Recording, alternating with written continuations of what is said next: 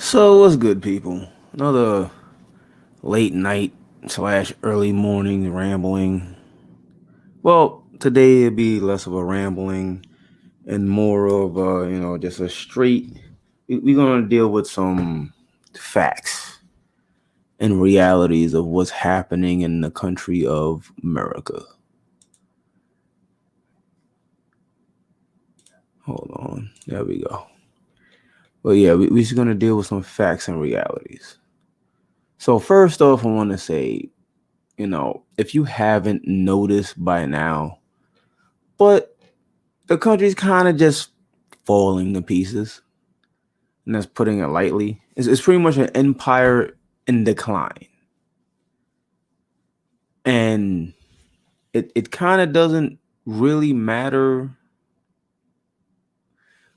All right, let me put it this way: it does matter what some people do, but unless the system literally has a total overhaul, which I don't see happening at all, because people are too ingrained and ingratiated into the American exceptionalism. I would say that they're too ingrained in that, so they'll keep the dog and pony show alive and make excuses and the hope alive for why you still have to waste your time investing in a declining empire rather than looking towards the future, which is the rest of the world, pretty much. Like, sad to say, China. And China has literally lifted people out of poverty into the middle class. I'm pretty sure the stat is 30 million people. While a lot of people won't want to take that into consideration. Oh, China didn't do that. No, they did. They did. Now, I'm not saying China's the best thing to follow with the CCP and all the other nuanced situation like the Uyghurs and shit going on. Yeah, China's still fucked up, but it still has a better rising middle class than America, especially with the fucking pandemic going on, and we're kicking the can down the road for people to push off their eventual evictions and foreclosures until September of this year, maybe even 2022 by some articles, right? But before we go any further, I just want you to watch something so you can try and get an understanding of what the fuck is really happening. So give me a second and I'll share the screen here.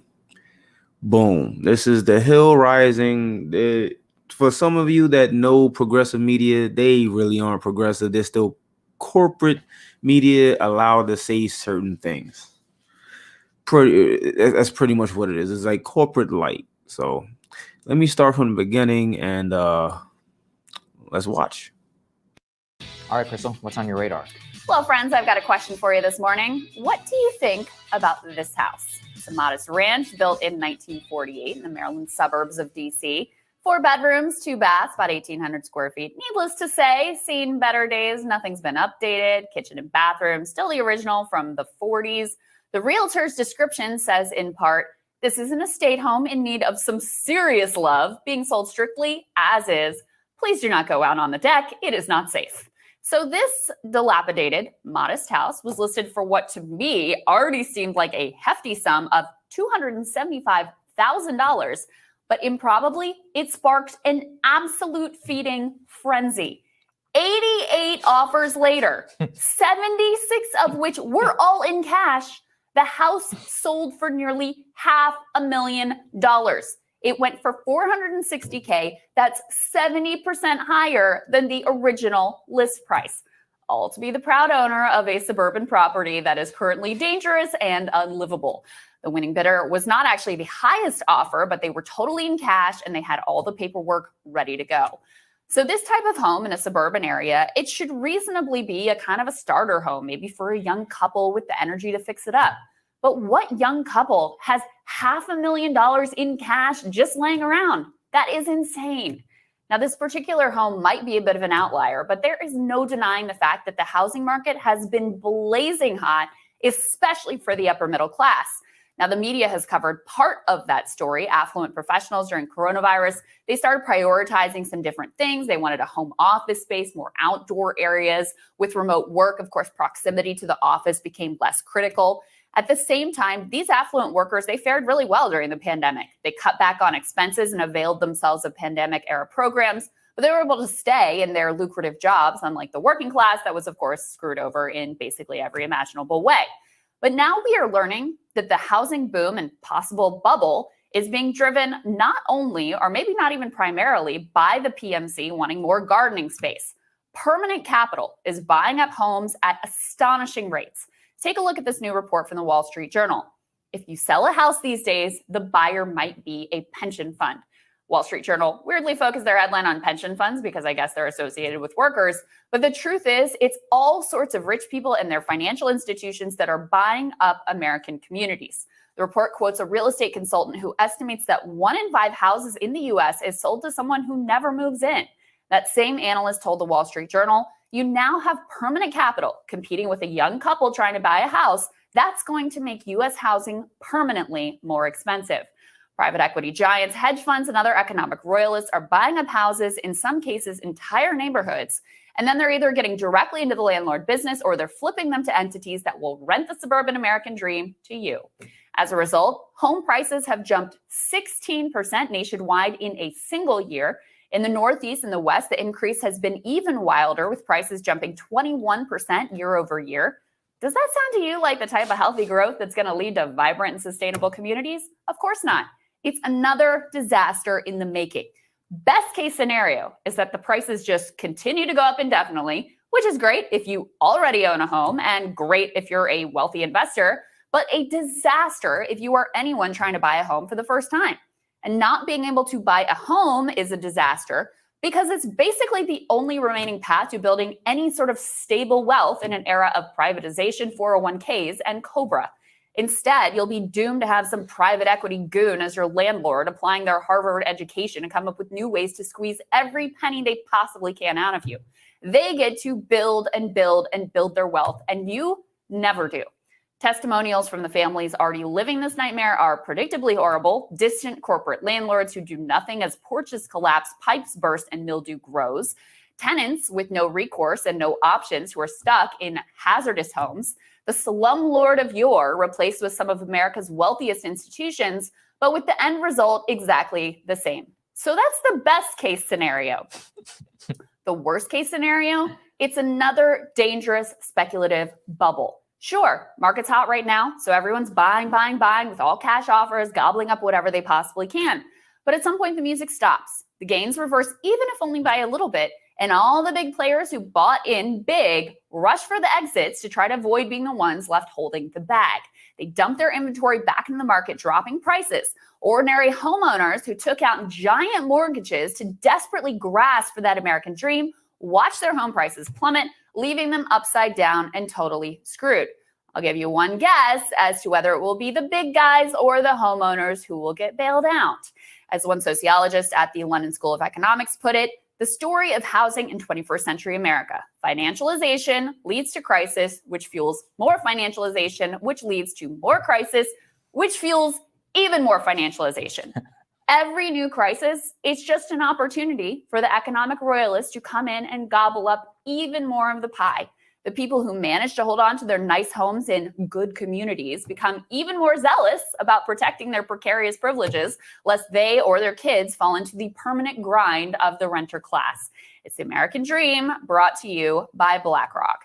And Sagar, this story is pretty shocking. And also I want to give a lot of credit here to David Dayen and to us, because this is something we've been tracking from the very beginning. For over a year now. Basically, the fallout from the last crisis was that the federal government pushed a lot of these entities to get in the business of buying up distressed homes. That turned them into the landlord business. And so every time there's a crisis, even when these financial institutions are the ones that create the crisis, they also stand to be the ones who ultimately benefit, and around we go. Yeah, and as you know, I'm personally very struck by this radar because of unexpectedly getting kicked out of my house because my landlord decided they wanted to move in. It's close to home for you. So I'm like in the process of searching, and this story is actually reverberating through Washington circles because basically, unless you've got like 900 grand in the bank, as a normal person does, you can't buy a house, period.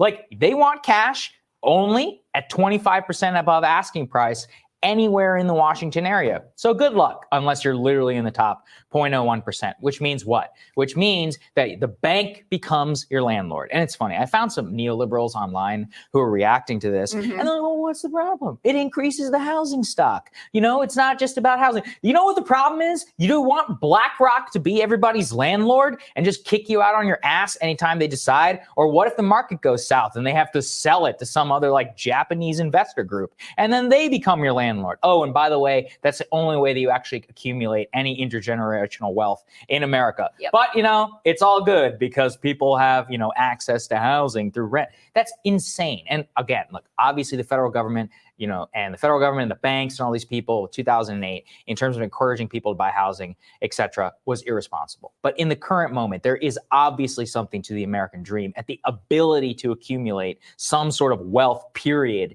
in a normal housing market. We all found that out the hard way back in 2008. And if you look at it at this point, how are you supposed to compete? If you have student debt, or if you have any sort of payment at all, which almost every millennial in this country does, how are you going to get money in the bank? You can't even put a down payment. And at this point, down payments don't even matter because you're competing with BlackRock and JP Morgan in order to pay outright cash 20% above asking. Yep. And then even when it crashes, it's not like it's going to be there for you. You think the banks are going to give you, because you're based on your credit or whatever, they're going to give you a loan? No, it's the same. It's the same scam over and over and over again. Exactly right. Last time around, rather than keeping homeowners in their houses, they did nothing. They let everyone get foreclosed on, oftentimes through sketchy and fraudulent means, by the way, where they shouldn't even have appropriately been foreclosed on, but they were. And then encouraged that all of these companies to get in the business of being landlords and buying up all this stock. And you can just see it building again. Look, some of this is organic. Some of, you know, there's a class of people who did really well during the pandemic. There's a class of people who are looking for, you know, to move around, to get more space, move further out into the suburbs or the exurbs because they don't have to get into the office every week. Some of it is organic, but there is certainly a portion of it that is just completely speculative. Yeah. I mean, it's just completely gambling. Market's hot. Let's get in. Let's buy up. I kept thinking about, too, we covered here this, I don't know if this interview posted yet, the Bill Hwang thing. Is that posting on Friday? Oh, it's on Friday. Yesterday? Yeah, anyway, we talked about this. It's going to post on Friday.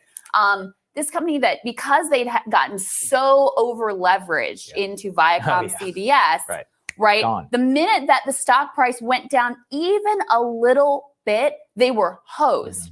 And so even if the housing market, if you are exposed in a massive way in the housing market, and sometimes it's hard to tell on a balance sheet because this all gets financialized and very esoteric, very opaque, then when it starts to drop even a little bit, there's a panic. You got to sell, you got to be able to cover. And that can have ripple effects throughout the economy. And that's part of what we've seen over and over and over again, is when these big players get involved in a big way, it creates a house of cards kind of a dynamic. So that's a real risk here. And you just know, however this ends up, ordinary people are going to get screwed. Yeah. Whether the prices keep going up indefinitely or whether you have a bubble that bursts and there's a crash, it's going to be bad for ordinary people. And I think you're right to point to as well, there's a generational dynamic here as too. Because if you were a boomer or potentially Gen X, you were able to get into the housing market. They got it in the 90s. They're all good. They're selling it 40, 50%. They're in great shape. Sell the home, maybe downsize, move somewhere for retirement. Great shape. Meanwhile, especially younger millennials, and forget about it, Gen Z, are, you know, how are they ever going to be able to touch a home? And again, our society could be structured in a way where wealth building was not so tied to your house, but that is the society we have right now. Yeah, it's just a tragedy. All right, Sagar, looking forward to your radar. That's next. So, all right, we just saw that about the housing market, right? So, if you didn't know, here's a refresher. So, when 2008 came along, the housing market or a housing bubble pretty much took a shit like everything else. If you had stocks, they pretty much tanked. And of course, the banks were bailed out. And in the TARP bill, which a lot of people don't know, is that the Fed or the bank, well, the Fed will just give banks money consistently when they need it. And there's no vote on it at all, which a lot of people don't know, which, you know, it is what it is. Like, you know what I mean? Like it is what it is. Like people didn't know, so you know if you didn't have that information, now you know. And the funny thing with that is they'll tell you, "Hey, we can't give you money for insert dumbass Republican reason here." And the sad thing is that it's both aisles that will just give you an excuse where the Republicans are going to come out straight and go, "Hey, no, fuck you." And the Democrats would come out and go, well, you know, procedures and other things like that, which we'll touch on a little later as to why the Democrats are fucking full of shit when they go, hey, we can't really do anything for you because procedures, which if you've been keeping up with anything in politics and news, you'll understand why, you know, the $15 minimum wage is a fucking thing. But we'll move on to another thing. Let me get this screen up. Give me a moment here. Boom. All right. So here we have FHA, or first time home buyers, or whatever the fuck you want to call it, is generally first time home buyers. FHA mortgage delinquencies hit 17.5% in 30 metros, over 20% on the other side of a red hot housing market. The reason it's red hot is because a lot of people had to sell they sold their homes, but then people can't really afford to keep up with the extraordinary payments because you have JP Morgan Chase, and what we just heard in the video was BlackRock buying up a lot of properties. And they also sell to people who never move in. You'll see empty homes. If you haven't seen it personally, trust me, there's a lot of empty homes out there that you never see anybody really move into, and they'll be like empty for fucking months, maybe a year or two on end. It's because a firm like BlackRock or JP Morgan Chase has bought it, and then the rents are doubled to where nobody can actually fucking afford to move in. And when you have the foreign investors, that's a way for them to just pretty much park money. They just park money. Then when the equity builds up enough, they'll just sell it to another bank or maybe a person who actually has enough money to pay ridiculous prices over the fucking what the actual value of the house is. Like with the first fucking scene where the house is pretty much dilapidated and a fixer-upper, but it's valued at way higher than it should be. So let's read together. On the other side of the red-hot housing market, a historic delinquency problem has been fermenting since last spring, largely put on ice and on hold by forbearance programs, which kicked the can down the road. A lot of people, oh, well, forbearance is good for the time being, but if you don't come up or aren't able to have the money once your time is up, guess what? Get the fuck out. And that's why the homeless population is an issue in America. It's always been an issue, but it's even more of an issue since the whole housing crisis of 2008, where a lot of people didn't recover. So you got a lot more homeless people that work or used to have homes because, well, forbearance, and we're not actually going to bail you out and pay or give you money to really pay your rents. Because honestly, people, right now with the whole $300 on top of if you get PUA, excuse me, I had to, make a noise, which I'm pretty sure you didn't want to hear me belch. But a lot of people didn't. It's not giving you enough money to pretty much pay ever rising cost of rent and mortgage. It's not. They lowered it from $600 down to $300 because fuck you. All while, you know, the new administration is asking for $700 something billion for defense spending. And you think that, you know, America has enough bases around the world. Every fucking year the defense budget goes up, and the 700 something Biden wanted 700 something billion for the Pentagon, which just recently lost $21 trillion. So they have enough money to just keep giving places like the Pentagon to lose money, but the average citizen who pretty much the taxes go to shit like that, we fuck you. Oh, we want the economy to still go. We want you to go back to work at all these jobs that don't exist anymore, or pretty much you become a gig economy worker. We want you to go back to work, but we're not gonna help you with anything, especially your fucking mortgages or even your rents. But yeah, the Federal Housing Administration (FHA), which insures nearly 8 million high-risk mortgages, reported that the delinquency rate of its mortgages rose to 17.5% in February, up from 17% in January, matching the all-time records of September and November of last year. And note, this is March 24th, 2021.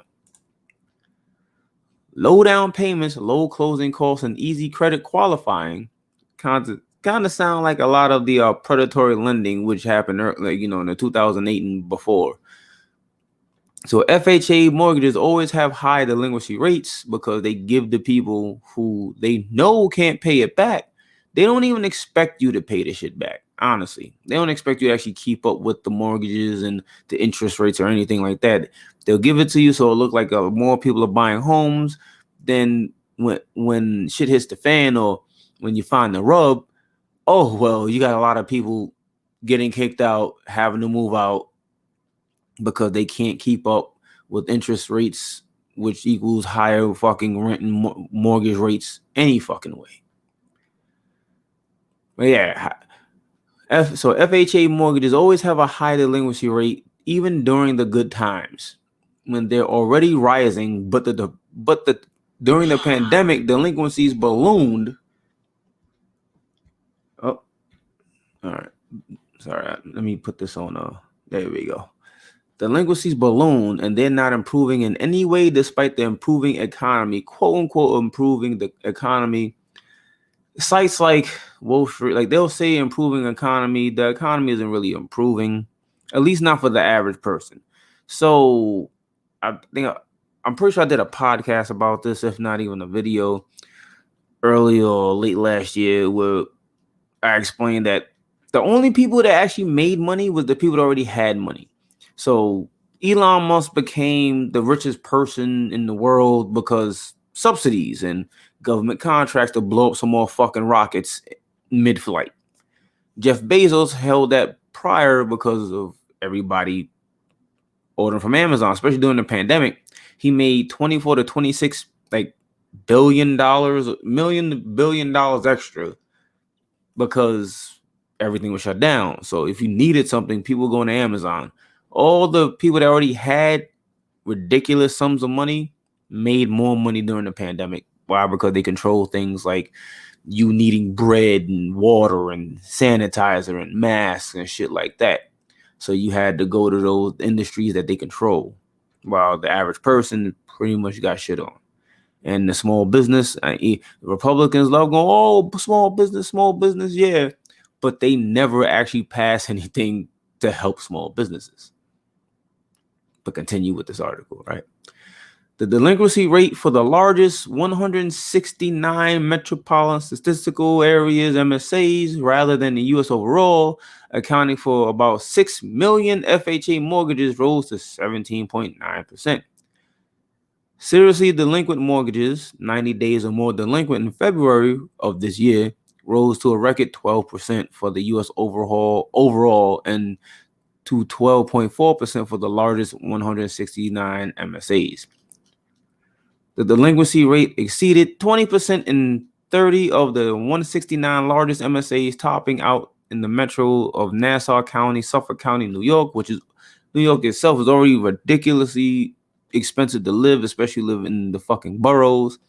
New York at 24.8% among those 30 metros with 20 plus delinquency rates were 4 metros in Texas, 4 metros in Louisiana, metros in New York, and 3 metros in New York, 3 metros in New Jersey, the armpit of America, and 2 metros in Pennsylvania, which PA rents are all 11 PA rents are also fucking rising for nothing at all. Like you go look at a fucking house, and here's a inkling of a yard, and most of the houses are old as shit because they're minor houses. They were old, like mining houses and shit, like people that went to go get black lung in the coal mine, and they're not really upgraded, or it's the I like to call the fox, or the fake touch up, to where they'll get you some new paint, but the minute you touch the fucking wall, the paint comes the fuck off.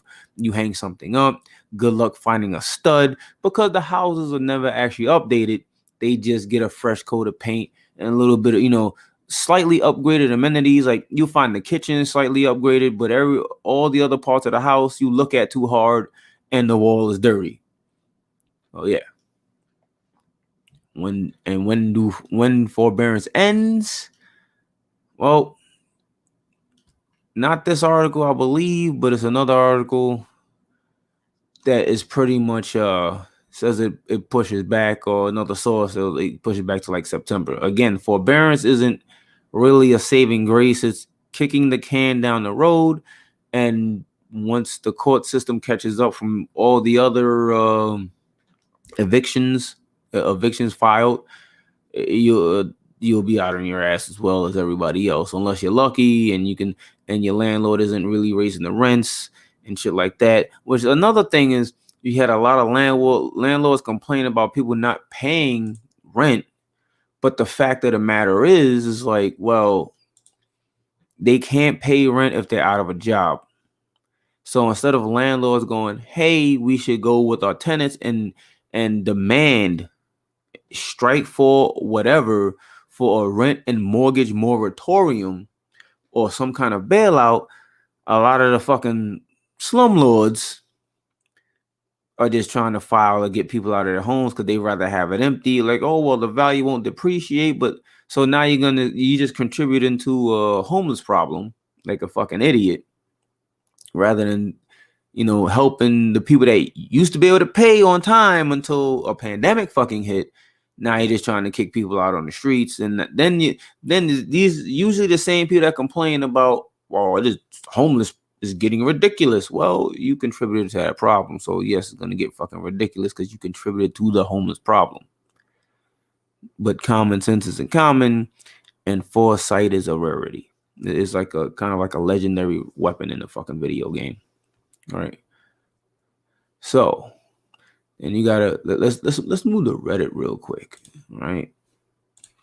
Because it's so bad, even Reddit, like, which I can consider one of the underbellies of the fucking internet, depending on what Reddit thread you go to. Is BlackRock really buying up the affordable houses they give to people at a much lower expense? Why even work? So these people say, I wrote a few months ago about the bizarre disappearance of affordable middle-class homes in white rural neighborhoods. And people got to understand, right? I don't care what race you are. If you're in America, it's to the point now, like, you still got racism and all the other isms. Don't get it twisted. You still have to deal with all the other fucking isms, right? But it's so bad that even fucking white people who pretty much control the whole country, right?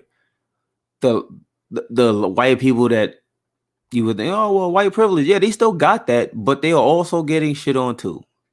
It's so bad that even white people are getting their shit in on the state. Not as bad as other minorities. So, before you go, oh, well, what do you... No, black, because when white people have a cold, black people have the flu. Right? And all the other races pretty much will tokenize black people and then throw them away, and then pretty much follow white people around the fucking country. That's how it happens, especially with the Asians. I don't give a fuck what you have to say about that. Your opinion is growing up. This is what I have seen. Wherever white people move, Asians are not that far behind. So anyway, it's so bad. Middle class homes in white rural neighborhoods are getting ridiculously priced.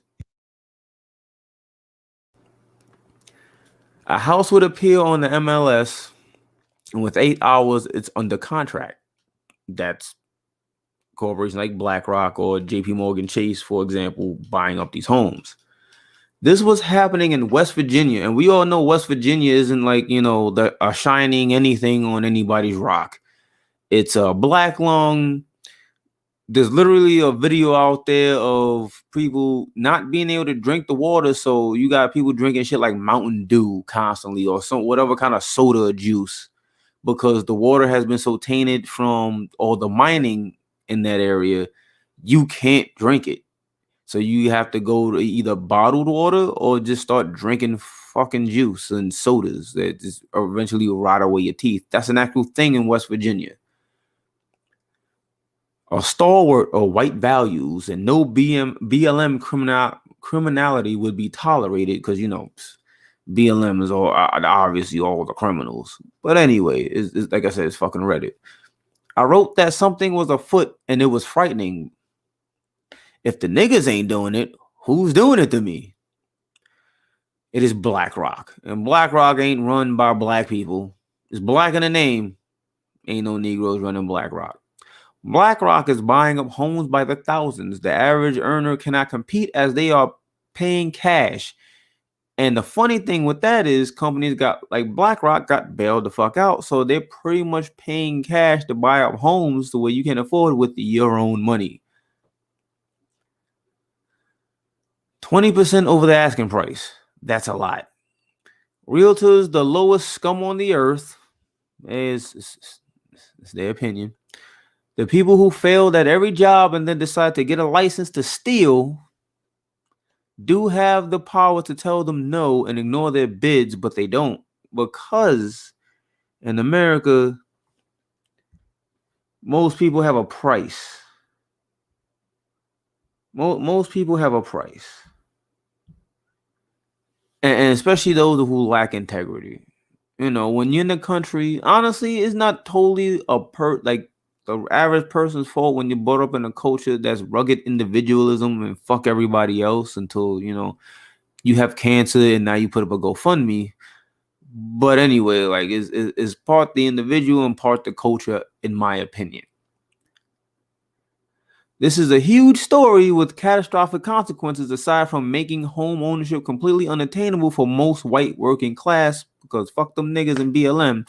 What is BlackRock going to do with these homes? Well, that's an easy answer. BlackRock is going to sell the homes to foreign investors, or if foreign investors don't, buy the house, but the home, whatever, they'll just still have it as a high market price until somebody comes along and buys it. That's all that's gonna happen. That's all that's been happening. That's all that's been happening. So pretty much you have a housing issue. You have a housing issue. You already have a wage issue where Biden had a private meeting with, governors and said, hey, well, I don't really think the $15 minimum wage is going to really make it into the COVID relief bill, which it didn't because the parliamentarian said it didn't meet procedures, whatever the fuck that meant. But the VP had the power, and Biden also had the power to overrule the parliamentarian, which is not an actual powerful seat. It's just pretty much suggestive. And nobody knew the parliamentary existed until people was like, hey, can we get a $15 minimum wage? And it was like, yeah, but the plan will be to 2025, which effectively makes it useless because inflation will have risen even higher by then. So now your $15 is more like 8 or 9 because inflation on everything, which inflation keeps rising despite you got these stupid ass motherfuckers that'll go, well, you can't raise the minimum wage, everything's gonna go up. Motherfucker, everything has already been going up. So the argument is deaded right there.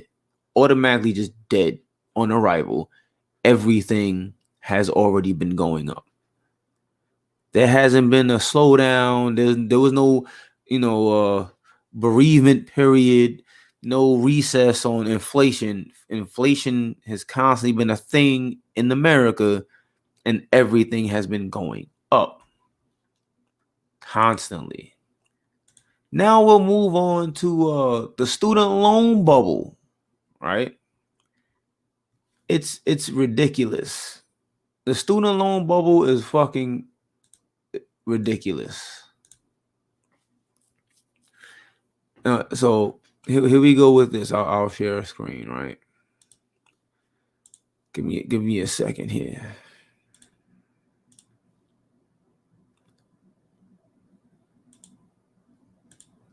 All right. Boom. So this is from Vox. Why a college degree means less for the poor, explained in one graph. Life isn't fair, which is true. Life's a bitch and then you die. That's why we get high. You never know when you're going to go. But life isn't fair. With hard work and determination, some are able to get an education and improve their odds. Or so goes the popular American myth. They say belief, well, I'll call it a myth, because it's less of you actually getting the degree and more of who you know, where'd you start, who'd you know, who you can get a connection with once you can get into the quote-unquote higher institutions of learning, which have... The minute I found out there was a college course on fucking who the fuck was it? Female, Little Kim. Like, where the fuck you gonna go to use that fucking knowledge on Little Kim to get anywhere, unless it's, the Breakfast Club or some dumb shit like that. Anyway, but according to research from the Brookings Institute, a college degree goes a lot further if you were raised in a wealthier family. So if you already started off decent, then you'll end decent. Unless you're just a real fuck up and you just go down the path of drugs, booze, and whatever kind of sexual debauchery you can choose from. Brookings economists found that wealthier college graduates earn more than their poorer colleagues with the same level of education.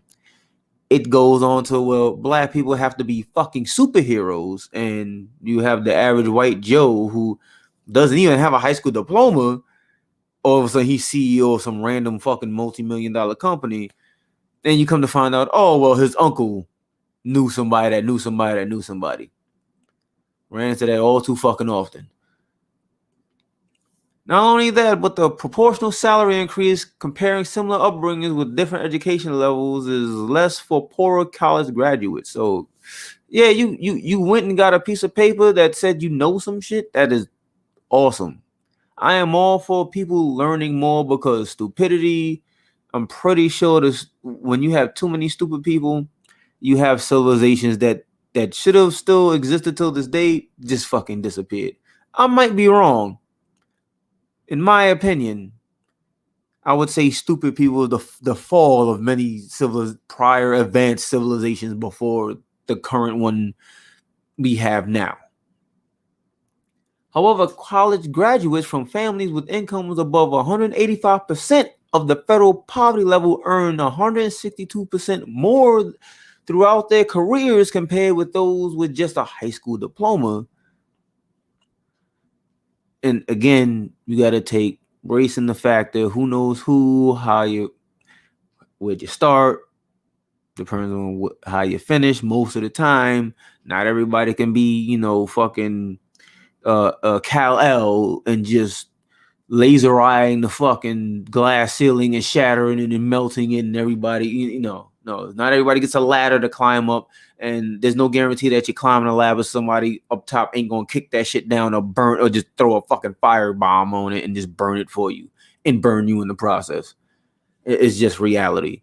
Some people go, oh, well, I did it. Doesn't matter if you did it, because when you become an exception, it does not deny the rule. Some people don't understand that, but hey, it is what it is. Researchers are still looking into understanding why there is such a sharp gap between students raised in different income levels, which this is the funny part about this. Like, you really need research to understand that motherfuckers that already start out, let's say, with the silver spoon in their asshole, they already have, their families already have connections. So the kids that go to these institutions don't necessarily need to, do shit to graduate. They don't really need to learn what the fuck they're there for. When pick a family member donates a whole wing to the university or college or whatever, or they're on an alumni. So this whole researchers don't understand. Come the fuck on. You know why. Everybody knows why. It's been documented as the. Come on. Come the fuck on. You literally have motherfuckers on like corporate 500 Fortune companies and exec seats and director boards who can barely fucking read, but they knew somebody or they had the complexion for the projection, I guess, and they're there. Just because you see somebody with a suit and tie don't mean their intelligent quotient is higher than the fucking Snickers.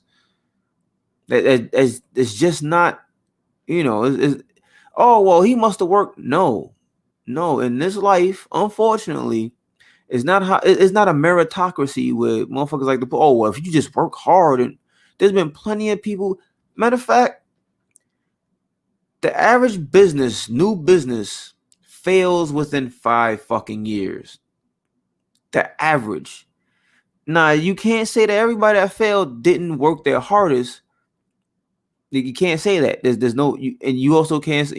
There's no quantifiable factor in that. If you have a business for 4 fucking years and it wasn't making any money, but you still somehow had it open, you had to work somewhat, but it still failed in the 5th fucking year. Especially for like the restaurant industry, a lot of places go under within the first 5 years, and if you get past that 5-year mark and you get to the 6th and the 7th year, you actually have some kind of standing accreditation, like, all right, these motherfuckers been doing something right because they're here past the usual fail mark of 5 fucking years. They're past that. So you can't say that all the students didn't work hard enough or they didn't.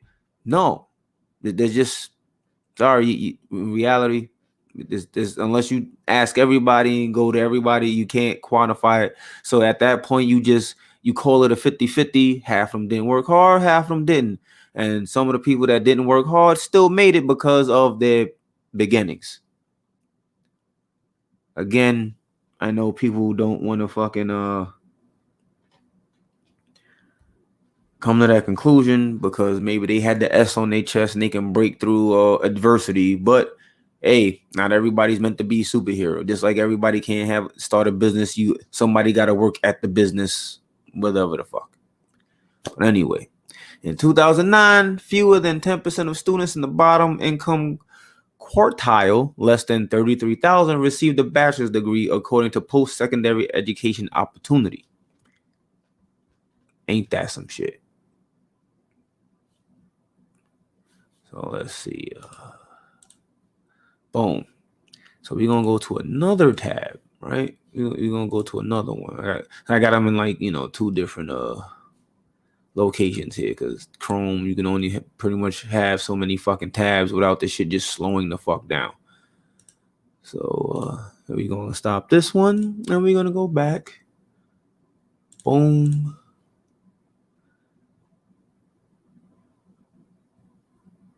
Let's see. This is pretty much saying the same shit as before. So we already covered pretty much degrees earn less than they used to.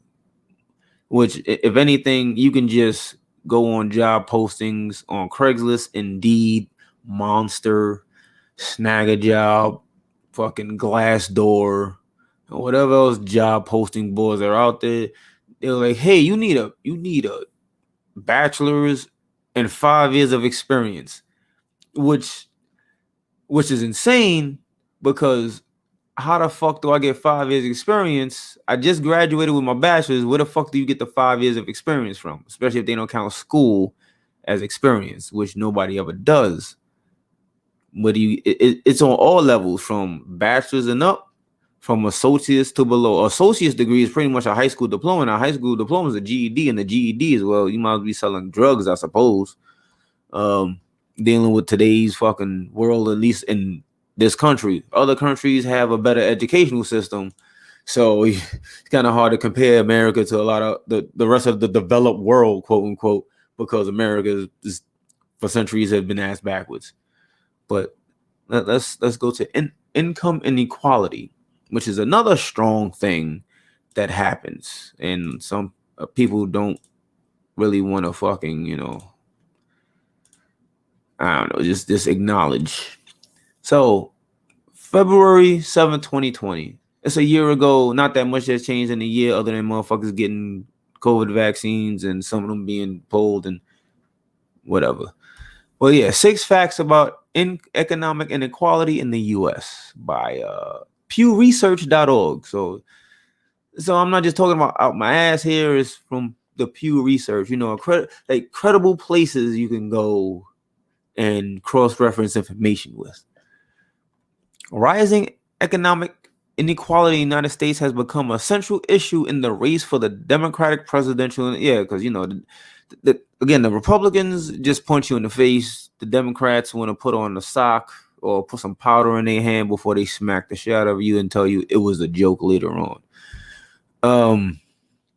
Presidential nomination and discussions about policy interventions that might help address it are likely to remain at the forefront in the 2020 general election. Yeah, when you had two shitheels just going against each other. All right. Hold on, I just checked something else. But yeah, so if you're watching this, so number one, over the past 50 years, the highest earning 20% of the U.S. households have steadily brought in a larger share of the country's total income. And given the percentage of fucking people in the country, 20% is not a lot. And it lends to gives credence to the phrase of the rich get richer and the poor get poorer, because it's literally a fucking thing. It takes money to make money. If your ass ain't got money, good luck making money. Unfortunately, because life isn't fair, and you live in a country that goes go fuck yourself. In 2018, households in the top fifth of the earners with income of $130,000 or more that year brought in 52% of all U.S. income, more than the lower fourth fifths, more than the people who actually generate that actual fucking income. That's another thing people gotta understand.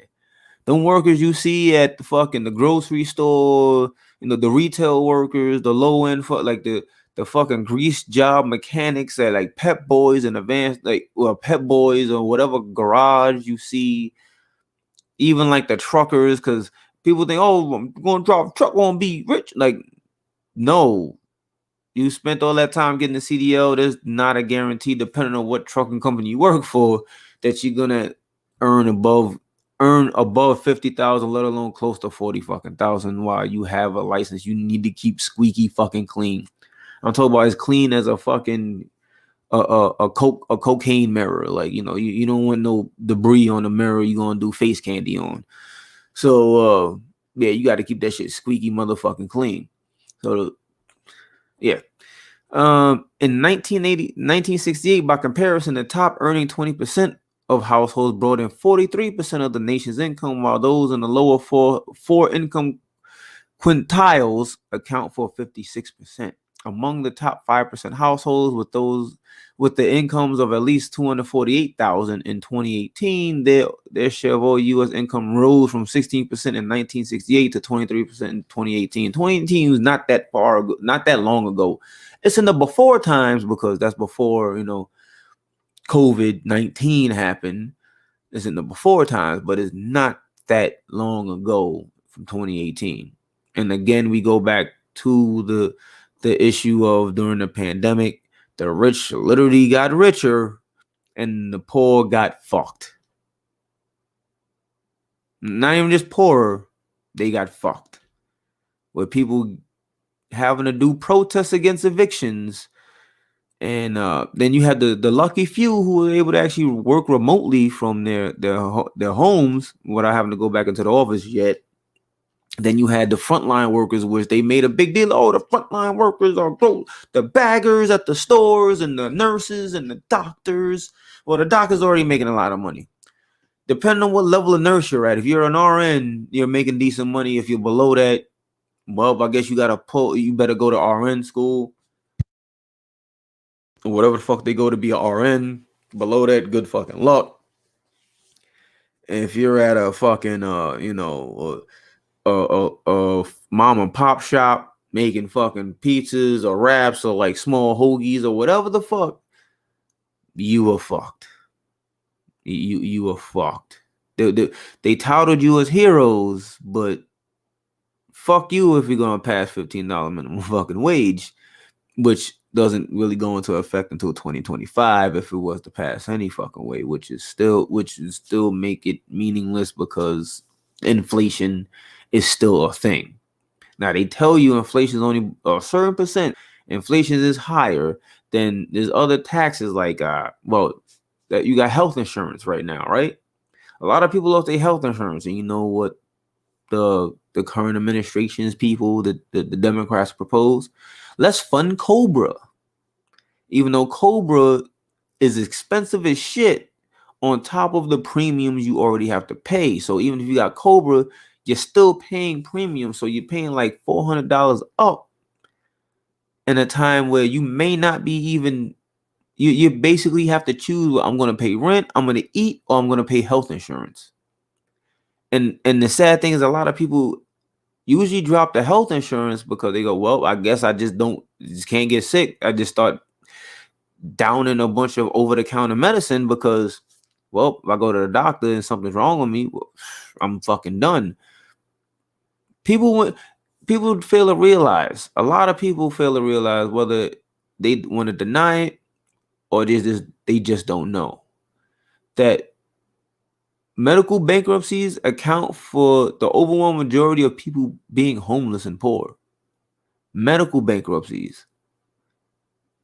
Meaning if you got sick and if you had cancer, and cancer is already a money-making industry, they ain't trying to kill. Billions of dollars is spent a year raised on breast cancer awareness and other types of cancer and shit throughout the year. And these motherfuckers still. Magic Johnson had HIV for how long? Boom, gone 1 year. But you got even more money spent in cancer research, and cancer is still a fucking issue. So if you got two brain cells that clap together, you can already make the connection there.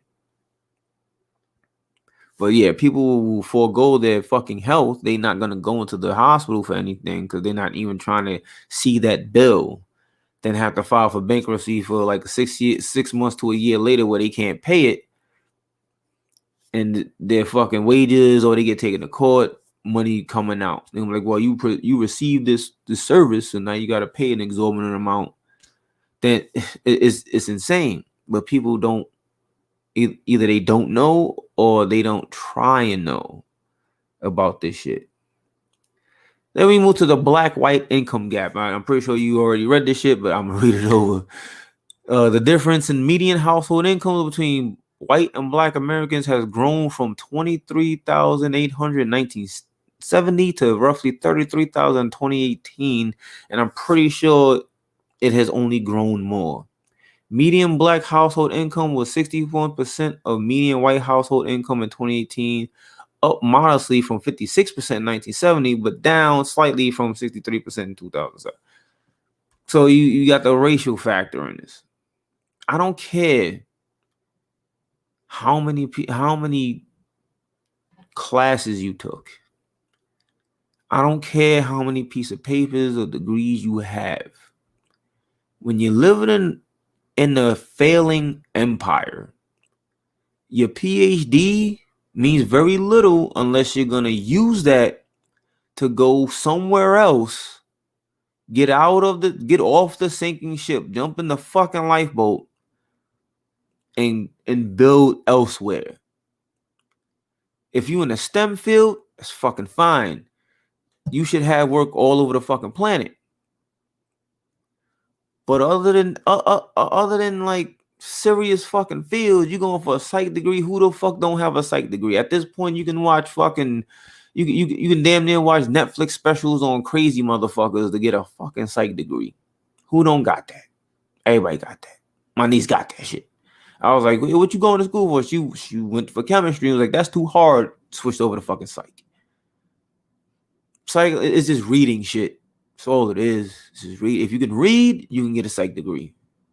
If you're dyslexic, it might be a little bit harder. Everything might be hard if you're dyslexic. But if you can read, you got a fucking degree. Or liberal arts, or I don't know, accounting, or some bare bones shit. Honestly, the world right now, I would say need more people in the STEM fields than other, fucking degree.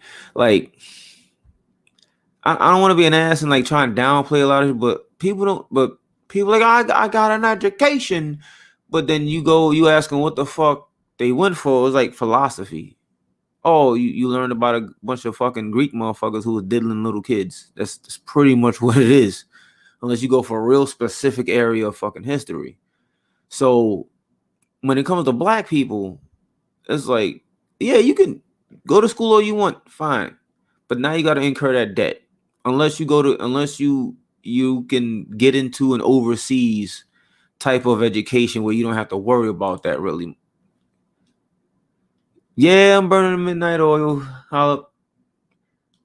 I just now switched back to see if there was any comments.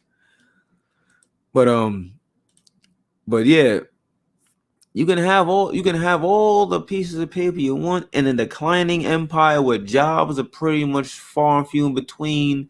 You gotta know people to know people. If you ain't starting out with a fucking a silver fucking teaspoon or fucking tablespoon, good fucking luck. Then now you got more people investing in crypto, which the funny thing is crypto, at least I would say for black people, would be the best way to even make money because it's a low buy-in unless you need to buy a whole fucking Bitcoin. But it's a low buy-in and you can stack up, spend $20 a check buying some fucking crypto.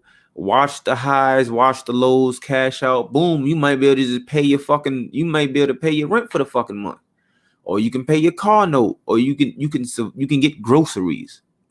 That's why there's probably heavy regulation coming down the pipe sooner or later for fucking crypto because the powers that be don't really want the average citizen to have financial freedom, and I know some people want to be strictly on the black and white shit, but unfortunately in America it's got so bad it kind of just stretched across racial lines of where black people are always gonna get the worst because you still third and fourth class citizens and everybody else they're gonna get shit on, but it's gonna be half a shit, not a whole turd.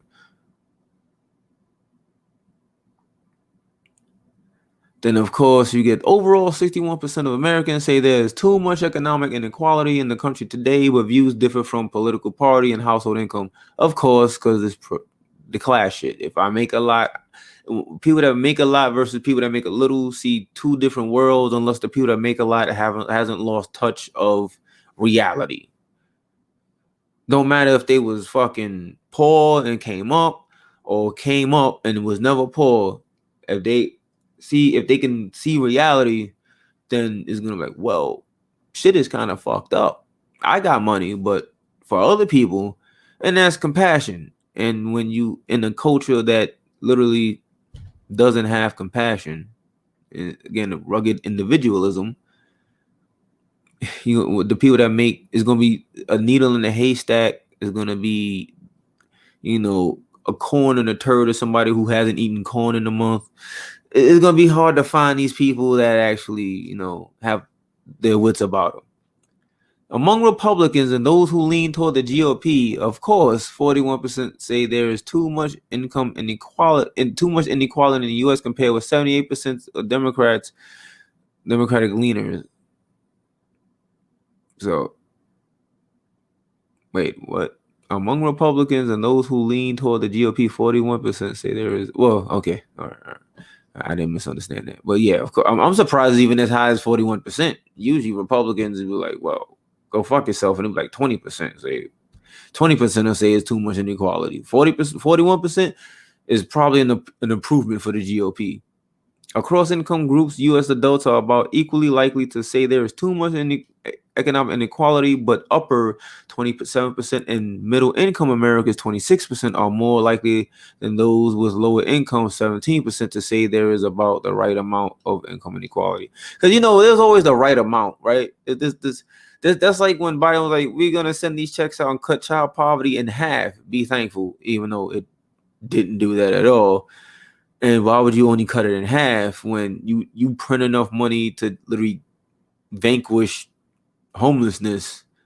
Like $22 billion can vanquish homelessness, but these motherfuckers need $70 billion for dropping bombs on motherfuckers we're never gonna meet.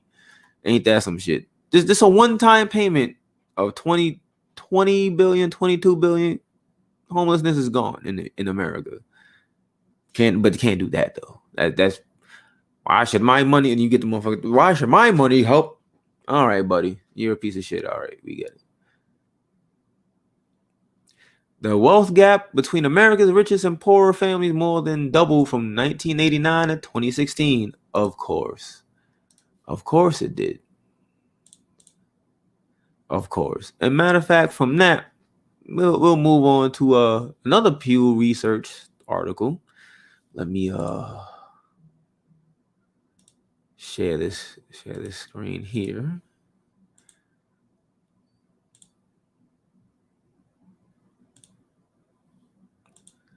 All right. Okay. So let's see. Boom. All right, we got this. So for most U.S. workers, real wages have barely budged in decades. Just a fact. Just a fact.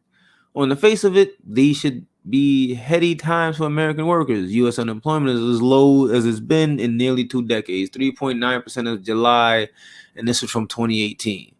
So here's a thing that goes from the Obama administration to the Trump to now Biden. When Obama was in office, everybody's like, "Oh, it's a low unemployment." But what the flip side of it, which they didn't tell you, is that during his term, a lot of the gig economy growth. There was a lot, Uber, Lyft, DoorDash, Postmates, Grubhub, whatever other fucking gig economy job that popped up. More people were doing those jobs. More people were having 2 and 3 jobs to make ends meet. So when you look at it, you got more people employed, but now people are having more than 1 job or more 2 jobs just to make ends meet. And that's barely meet. Not even having play money. It's not even motherfuckers. You didn't have a surge of Uber and Lyft drivers because people wanted play money. It was because motherfuckers was using that as a main job. They saw that they can, make some money off of it. Then, as usual, companies do, the worker gets less and less and less and less, especially when they're coined as contractors and not actually employees. So even during the Trump era, this is the lowest unemployment rate for blacks and Latins in how many years? Because more people are taking bullshit gig jobs that pay shit. Also, they stopped counting people who have stopped looking for work. That's a thing. I know some people don't go, no, that's a thing. There's a thing where people stop just looking for work, especially work that doesn't pay. Because a lot of those jobs from the fucking thank you boy Bill Clinton for the NAFTA shit, we're allowing companies without recourse just sending jobs overseas. So a lot of manufacturing jobs fucking gone. A lot of call center jobs that could have paid well if wages kept up with inflation gone to India. Then now you literally have a generation of people that got used to complaining about not having an American on the phone. And then you got a generation of motherfuckers in India where their name is several consonants in one vowel, right? And their name is Johnny. They say, oh, my name is Johnny, and they don't sound nowhere near fucking Johnny at all. But you got a generation of that. What the fuck is that screen at? Oh fuck. Yeah, I did. Oh, hold on. I just fucked up clicking shit. Probably hear the mouse clicking. There we go. But yeah. So let's see. But despite the strong labor market, wage growth has lagged economists' expectations. In fact, despite some ups and downs over the past several decades, today real wage, that is the wage after accounting for inflation, has about the same purchasing power as it did 40 years ago, which is insane. That should never be the case for any fucking nation, any economy. If you have inflation, your wages should be keeping up. So then you don't have things like Skid Row growing every fucking day. You don't have a huge homeless population to where, like, now municipalities are making laws and busing out homeless people, just shipping them, just dropping them off in different fucking places. That's just a thing. But for some reason, everybody goes, oh, capitalism great. It did all, and it has done none or very little to what motherfuckers staunch capitalists claim. Now, I'm not saying straight socialism or whatever other ism is the best way. I'm more of a, if it works, you use it. If it don't work, get rid of that shit that don't work and adopt something else that works. Sort of a mixed economy person. Like, I'm not straight what the fuck, communism and socialism and capitalism. No, if parts of capitalism that works, great. But we know that if the shit is not regulated and you have companies and people that can just fuck the average person 6 ways to fucking, 2 Sundays from now, you gotta have regulation. I don't care what any of these fucking, what the fuck is what do they call themselves? Fuck, it starts with an I. Not the independents. The fuck, it's right there. It's like Rand Paul shit. These motherfuckers. No, Ayn Rand idiots. Libertarians. There you go. It starts with an L. Libertarians. Despite whatever fucking we dumbass libertarians think, you gotta have fucking some kind of you gotta have some kind of restrictions and shit like that. So you don't have motherfuckers just dumping piss water in your drinking water. They just pay you a couple $100 to fuck off and not talk about it anymore while you dealing with all kinds of health issues after that. But the disconnect between the job market and workers' paychecks has fueled much of the recent activism in the states and cities around raising minimum wages, and it also has become a factor in at least some of this year's congressional campaigns, which politicians will tell you one thing and they'll do another. That's all it is. It's like, in America, the politicians never really held accountable. The only thing you can really hold over their heads is the threat of voting them out. But the thing is, though, by the time you vote them out, they've done their damage, they've made their money, and you can go fuck yourself. So even the voting out isn't a guarantee anything's gonna fucking change or get any fucking better.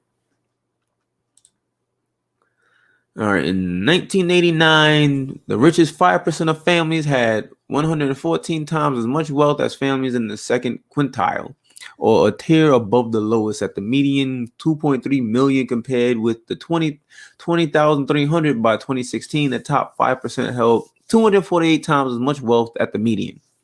The median wealth of the poorest 20% is either zero or negative in most years we examine. That's fucking ridiculous. Again, there should be no nation on any planet in the known universe that has an economy or a system where you have people at a negative. You have more than like 3 fucking people that aren't like mentally deranged at negative or zero. in their average fucking earning. Like that's insane. The richest families are also the only ones whose wealth increased in years after the start of the Great Recession. Again, your politicians don't give a fuck about you, and they're in bed with these people that will just buy. They have enough money to buy them off, so then they start enacting laws like, well, let's you know the reason why you can't file bankruptcy for a student loan debt. Thank Mr. Biden, along with other Republicans and shitty Democrats. Shit, even the start of it all, I would say you can thank the Republicans' holy fucking God Messiah Reagan for trickle down economics, which really kicked a lot of this shit off. Then both sides of the aisle just was like, yeah, fuck, I can get with it. And now you, the non-political person, the average person, just want to live life. You ain't got to be super rich, but you just want to be able to provide for yourself, and if you have a family, and not take up more space or resources than than you already have or use, and just want to live an average life. Now you get shit on. You get shit on, and you get a multiplier being shit on depending on who and what you are. Then you got to take that into consideration. Now, some people may have some people got to get through plexiglass, and other people just got like a stained glass window they got to break. But either way, you're still in the barrier there for that just shouldn't fucking be there. All right. 6, middle class incomes have grown at a slower rate than upper tier incomes. Again, it's just kind of repeating the same shit that you already know. The rich get richer and the poor get poorer, and they're helped along by bureaucrats that are fucking scumbags. That's pretty much oof. So yeah, like don't let the snobs and the other motherfuckers tell you any different. The reality that's going on right now is kind of dire. All right. So unless like you can really afford to live, or you're not lucky enough to have something stable, good luck. It's just good luck. Then a lot of people want to leave. I would say if people could actually afford to leave and set up shop somewhere else, you'd have a lot more expats right now. Also, you got the pandemic shit, and who knows if like COVID passports or whatever the fuck is coming up. I wouldn't be surprised if they are. But without another obstacle to get out of the shit, the muck and the mire, you'd have a lot of people gone. A lot of people gone. But then you got the population, you got the part of the population that just buying, they flossing on some dumb shit. Then when the money run out, well, now they shit out of luck, because right now a lot of places are hiring because everything is A-OK to open back up. We open in New York City back up, and Florida is all fucking open, and Texas and all these other fucking places are opening back up. So you got a lot of people hiring right now, and the smart people would be wise to get into a job now because they have leverage. There's a reason why a lot, like if you go down, like my area, you go down the main street, you see hiring signs left and fucking right. And if people are smart, they go in and try and get a better wage for whatever the fuck job it is, because a lot of places are desperate to hire. Experiencing that shit myself right now. A lot of places are desperate to hire, but you got the subset that go, fuck it. Why the fuck shit? If I can just cake off this measly pittance, it's not even a UBI, it's a measly pittance, and hopefully they extend it. Oh, well, I guess September I'll just go and look for work. But see, the thing is, you gonna wait till September where everybody's looking for work. Now you really competing with other people, and employers are gonna ask. They're gonna ask, what have you been doing during this time? Have you been applying for jobs? How come you're not working other places? How come you didn't apply before? They're gonna get asked these questions. So now the employers have the upper hand because now you're gonna get a job market flooded with a bunch of people that just sat on their ass and didn't do any fucking thing. And now they're gonna be able to pick and choose who they really want to get. Where right now, even if you ain't got a skill in something, you might be able to get a decent fucking a better paying job than what you had before you lost your last job.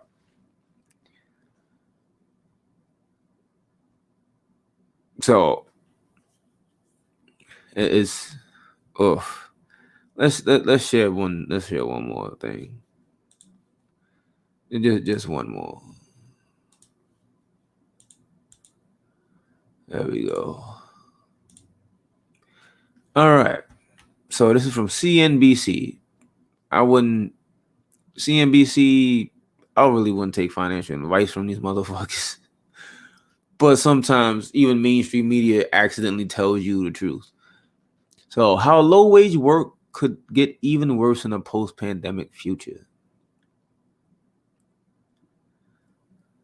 The failure of a federal $15 minimum wage to protect its place in the Biden stimulus package would not be the only headwind for low-wage workers as advanced economies like the U.S. emerge from the COVID recession. I don't know about it being an advanced economy, considering you don't want to fund the people. You don't want to give money to the people that literally fund your economy, considering how like rich motherfuckers hoard shit. I'm sorry, Tom Brady buying a 94,000 yacht with a PPP loan he didn't need doesn't make many jobs. More than 100 million low-wage workers globally will need to find a different occupation by 2030, according to a recent McKinsey & Company forecast, with the situation worse in the largest economies and signaling a labor market shift that will replace decades during which job losses have been concentrated in the middle-income positions. Oof. Size fucking oof. Some factors that work in the low-wage worker outlook are not new. Recessions result in job losses, yes.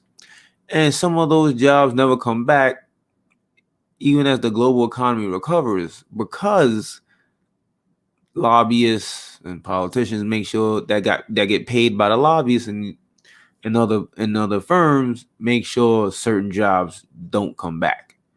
Like your manufacturing jobs are fucking gone. While idiots blame, the Chinese are stealing our jobs. No, they didn't steal anything. They didn't steal anything. They accepted an offer from your multinational fucking corporations, which you let run freely, to move their job over to China. And the motherfuckers in China, trust me, they not getting paid better than you would have been, the average retail worker here. If anything, they getting paid less. So bad, as one example, where they had to install suicide nets at the Apple factory, the iPhone factories. So, that thing that you keep spending more and more money on that you don't have, so you're going further in debt with credit cards and loans and shit for a phone that doesn't do any better than it did last year.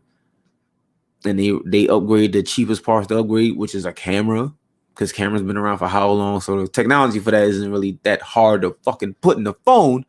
But anyway, besides the point, that thing you keep buying, these people make for less than what the fuck your lowest workers get paid in America.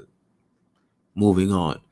Research from past economic downturns back to the 1980s found that 88% of job losses in the post-recession recoveries in the United States were those involving repetitive tasks. This time, a pace of automation may accelerate even more as a result of the pandemic. So here's another thing. Just want to touch on this real quick. People go, oh, well, if they raise the wages, the robots are just going to replace you, implying that you should accept constant stagnant wages in face of constant rising cost of living, lest you get replaced by a robot. Motherfuckers who make this argument should get kneecapped with a Desert Eagle or a fucking 50 Action Express. They should just get kneecapped at point blank range.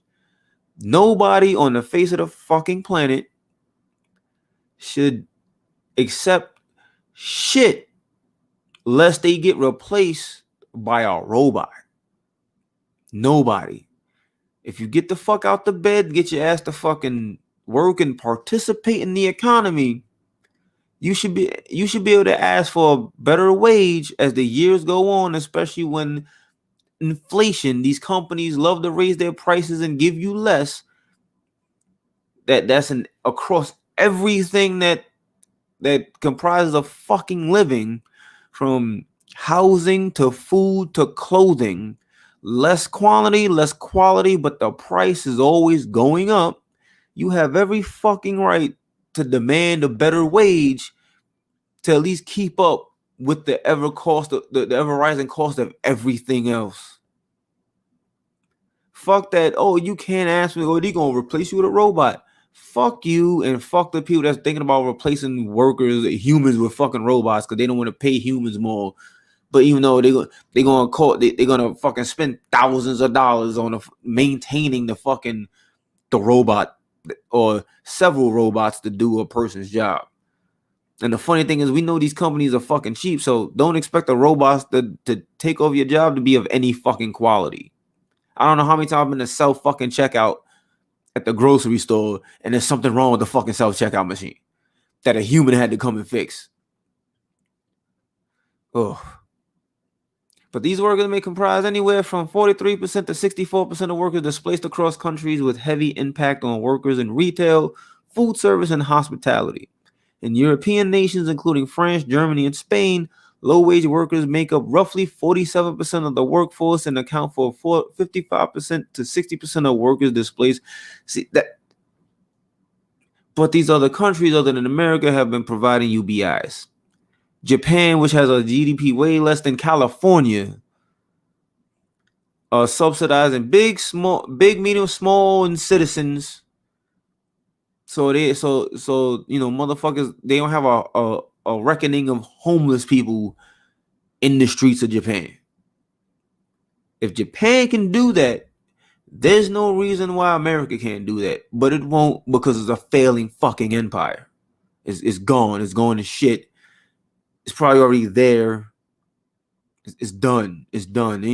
Unless the shit would literally the system would literally have to go up in smoke and ashes scattered in the winds, and a non-sociopath, psychopath, a narcissist, one or a group of them, and have to rebuild. But as it stands now, I don't give a fuck how many of the squads you have, how hard you are log cabin fucking Republican. It's done. It's done. It's been done for the past 40 to 50 years. It's done. Reminisce about the good old days where you may not have been born or you heard stories about, because that shit ain't coming back. Your Mitch McConnells, your Nancy fucking Pelosi's, your Kamala piece of shit Harris's, and your Joe Oatmeal head Bidens. Done. They don't give a fuck. They don't give a fuck. Why is it either a choice between some old fuck stick that's been corrupted as fuck, or somebody who's young and still corrupted as fuck? Well, that's not even a lesser of two. There's no lesser of evils there. They eventually just wind up giving you the same bullshit package with different word salad. It's done. McKinsey estimates that 4.3 million jobs may disappear over the next decade in customer service and food service roles compared to before the pandemic. Do you understand what that means? Especially in the face of a fucking place that it took them everything. They told you, if you vote for us, we'll give you $2,000. You voted for them. Oh well, it's $1,400 now. The last motherfucker that you voted out, he gave you $6. So we know you don't have that $6 left, because that didn't even cover your rent. Or you had to split that shit up between rent, living, and maybe maintenance on your fucking vehicle. You had to split it up, but you still got it. So fuck you. Oh, also we're not gonna do it when something like force the votes happen. We're gonna tell you it's the wrong time to force the vote so the government can provide Medicare for all, something like Medicare for all, where it's estimated about a third of the people that died from COVID would still be here if there was, a European system of healthcare like the NHS. They've had that shit for like 80 fucking plus years, and America, the richest country on the planet, is still going well. Me paying a premium to a private guy that's gonna deny me my claim is better than, you know, just being able to walk in, get shit done, and leave. Because of wait times, even though we have wait times too, America has wait times just like everybody else, probably even worse, and with a worse outcome. But hey, you know, free market bullshit and whatever else Ayn Rand nonsense you can pull out of your fucking ass. Low pay workers struggle to move up because it's not a meritocracy. The traditional movements among low-wage workers when their sectors decline is between similar paying jobs, but even that labor market shuffle may disappear. Historically, what has tended to happen is a food service worker becoming a retail cashier or hotel worker, which pretty much all pay the same shit nowadays. The U.S. is at a turning point. If we can't help people make these transitions, it was already past that. With many low-wage sectors employing women and minorities, failure to find new occupations also will counteract broader effects to reduce inequality. So now you just have a rainbow of low-wage earning people. Then the top is still going to roughly look the same. Because the people that don't look the same as the very top are usually the fucking buffers or the gatekeepers to the top. Because fuck you, buddy. The worst case scenarios in 10 years, people who lost jobs in the pandemic never come back. Just like 2008, them jobs didn't come back. And the companies that were too big to fail didn't create any jobs or bring them back. Which goes back to, yeah, you're going to school. That's great. You know some shit. But most people go to school so they can earn more, not to have a quote unquote education or knowledge. That's just what it is. And at least in the context of America, very few people go and take classes to know more because they want to know more. Well, yeah, they gave their folks tax returns early, and you know, they also what was it, Vic? They taxed if you got any PUEC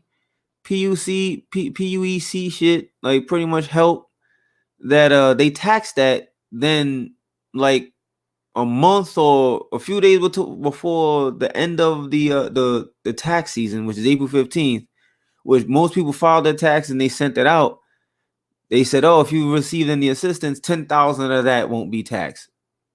So very few people got that shit amended because most folks now, you know, they worrying about the next shit, not trying to amend it, go through the trouble of amending their taxes, especially if they don't do their own taxes. Yeah, if you're going through H&R Block, you just paid them to get your tax. Oh shit, I gotta amend my tax, and fuck around, you owe more if you amend your shit. Sorry for getting to the comment a little late because I was pretty much on the screen I'm showing now, going down it. All right, average hourly earnings for non-management private sector workers in July were $22.65, up 3 cents from June and 2.7% above the average wage from a year earlier, according to the data from the Federal Bureau of Labor Statistics. That's in line with average wage growth over the past 5 years, which still isn't fucking enough. Year-over-year growth has mostly ranged between 2 and 3%, and inflation has been higher since the beginning of 2013, but in years just before the 2008 financial collapse, average hourly earnings often increased around by 4% year over year, depending on where the fuck you work. I remember a job, I was there for a while, and it was like, here's 10 cents. I was like, you can keep your 10 fucking cents. That does nothing. The high inflation years of the 1970s and early 1980s, average wages commonly jumped 7%, 8%, or even 9% year over year. And you know, then you had trickle down economics. So yeah, cash money. Here's another one. Cash money isn't the only way workers are compensated, of course, because America is pretty much the only fucking place where your health is tied to where you work, which is insane because a lot of and I don't even begrudge companies not wanting to pay a high health tax or whatever the fuck they pay. So for workers that have, health insurance, is like I was at a place where it wasn't bad. I pretty much, before I got my business, I was at a place, but they were like, "Hey, you pay 500, and we pay 500." I was like, "What?"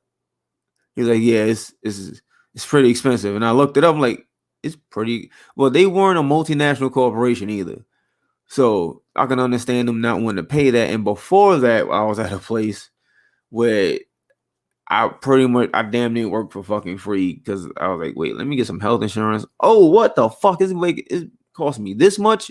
And so much the HR lady felt fucking bad. And I was like, yeah, we gotta try and get this shit off my fucking pay. I'll just find something else or just don't have it. So yeah. Health insurance, retirement account contributions, tuition reimbursement, transit subsidies, and other benefits. And you don't really get transit subsidies. That's like, I haven't even ever heard of that. There's probably maybe a few places do it. Tuition reimbursement, I have heard of, but you still got to come up. You got to find a time, because a lot of these jobs aren't like, just you don't have 28-hour work weeks getting paid like you're fucking 40, like in Germany, where they fought for that shit and got it. In America, it's like you gotta pay, you gotta get 40 plus hours, and a lot of this shit is tied to whether you're full time or part time. And if you're part time, they'll give you just enough hours so you're not full time, and you don't get any benefits. But if you're full time, you don't have any fucking time to go and take advantage of tuition reimbursement any fucking way. Retirement account contributions, honestly, you're better off doing that shit yourself. Just stash, E-Trade, or whatever the fuck, because you can control it better, and you don't got to worry about moving that shit from job to job. Your 401ks is good and it's not, because you can't take the money out as you please without paying the fee. Your own fucking money you can't take out before retirement age without paying the fee, like most things. But also, a lot of times you don't even control what the fuck they invest in. So it's the catch-22. Like, whatever I contribute for my fucking check, they'll put $1 to that as well. Oh, fuck, I'm not the retirement age, which they keep raising every fucking time they can raise it. Then it's subject to the market. So if you control it yourself, you have a better, you can formulate a better plan of, oh shit, the market taking, I'll sell this and do whatever you want, versus a 401k where, well, you just lost money, buddy. You had 20,000 in. Some shit happened. Somebody stubbed their toe in Wall Street, or they didn't get their 8-ball or some shit, and they sold your shit by accident, and now you got $10,000. Oh, you put 15 years in. Well, shit happens. It's pretty much shit like that that's going on, and a lot of people don't even fucking realize it. Sometimes they don't have the time to research. They just stubborn and think, it's the shining light on the hill, until it comes time for them. Like, somebody family got like anal cancer, and now they need a GoFundMe to raise fucking money for that. But yeah, pretty much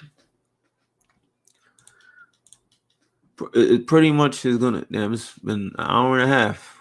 Woo! Thank you for sticking through that long.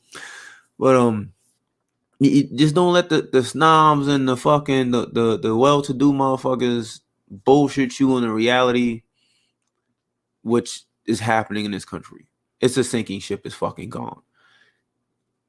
Like I've been saying, from video to this audio podcast, one of the best things you can do is invest in a passport and try and see somewhere. Also in the BAIO, we're interested in Liberia and having black people with skills, not just pieces of fucking paper to say they educated, but actual skills they can use and go up and build a homeland that was built by freed slaves when they left and went there before. Like what else is the perfect place? It was built by pretty much your ancestors. If you still consider yourself, an African or something, and not, chief running fucking coon or copper colored turtle head motherfucker. Oh yeah, that's the best thing. The best thing you can do is take your skills, look abroad. Look abroad. Even if you have an aversion to the continent of your ancestors, which a lot of people do for some fucking reason. It's just ignorance. I would say just straight ignorance and stupidity and just intellectual laziness of just not wanting to research. But either way, go abroad and become an English teacher or finance person or take your IT skills somewhere. Or if you went for, the thousands of psychology degrees, somebody on the planet, damn near everybody need a therapist. And you take your skills somewhere where you can live outside of a crumbling fucking empire. It's as simple as that. So with that, thank you for thank the people that have been here for like an hour and a fucking half. I didn't really realize I went that long just talking. And for the person that just showed up, hey, catch the earlier part, once the video ends. It's 4:54 and I have work in a few hours. So peace, be easy, and don't let the jackasses bullshit you about reality.